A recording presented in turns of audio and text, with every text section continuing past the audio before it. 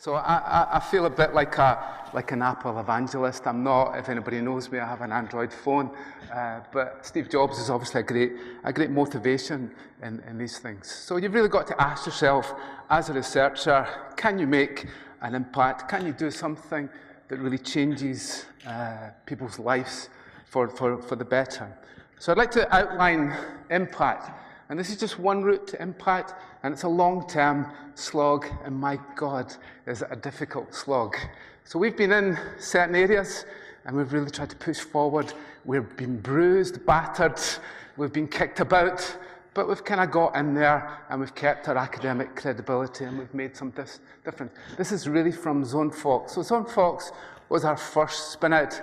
If you go to the webpage, what a beautiful backdrop of a fox.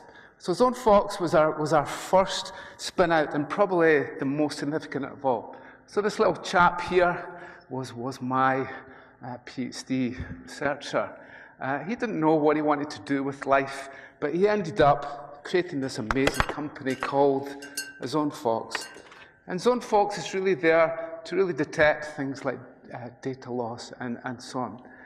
And he's now evolved into this great person here who gave a presentation just recently at one of our conferences. So from someone who was very technical, he's now a visionary, he's a leader, and so on. So it was this company that started up all through a dream that we could make digital forensics a bit more scientific. And then, if you look in Scotland, we're trying to find the next sky scanner.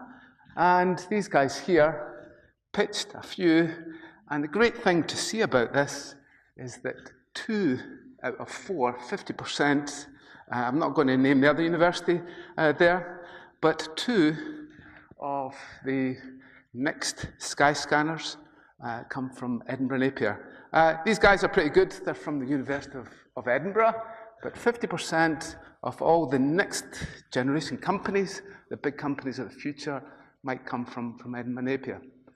So at that time, we went ahead, we got the patent. As we've learnt one thing, it's to protect your IP.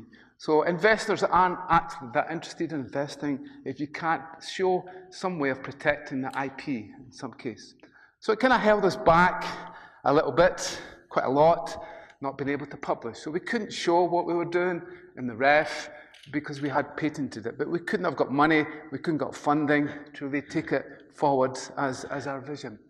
Our next one has been the biggest slog of all, but we turned something that people were saying, there's no need for this, what's the point? Microsoft and IBM do it already, why are you in this space? So with this, we could see that the world was changing, and the world was changing much more towards distributed holistic patient care. So we started to propose new models and saying, why don't we share? We think one of the biggest problems in healthcare actually is that you can go and see your GP one day and go into the hospital the next day, and the hospital have no idea about something that happened previously. So we started to look at a model that would allow us to be able to share information and build up both human and digital trust. And then we articulated that through real people. So everybody has a case of their mum in healthcare and something that's not quite happened. So we tried to articulate what we were doing through real-life use cases.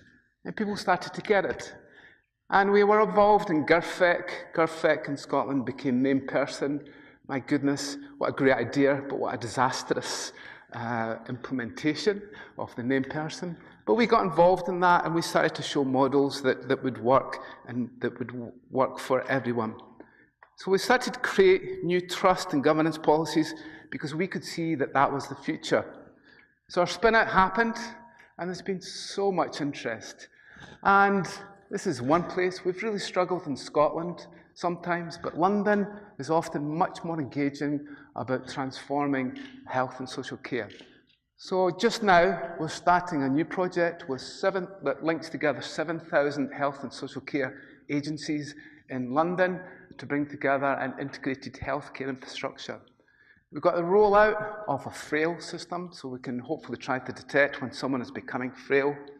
And we're looking at a new project that will integrate health and social care in Scotland. Again, we got our patent in place because again, you don't get funding if you don't have that IP protection. Our latest one, and this company will spin out in the next month or so. The latest one is looking at new digital forensics methods for law enforcement. We've been pitching the idea at EIE, really flying the flag for Edmund Napier there and showcasing that we've been working with law enforcement on our work. But the good thing with this is that we went ahead and published. We thought, we're never going to get credibility in this area unless we have stunning publications. So we went ahead and published in this case. We didn't actually go out and try to protect the IP as it was, and we managed to get good quality publications from it.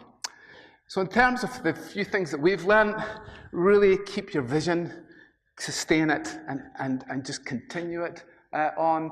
You've got to have some sort of IP protection, if possible, publish, and then get your IP protection through your patent protection, and really try to get others to buy into your idea and your vision, and really sustain it forward.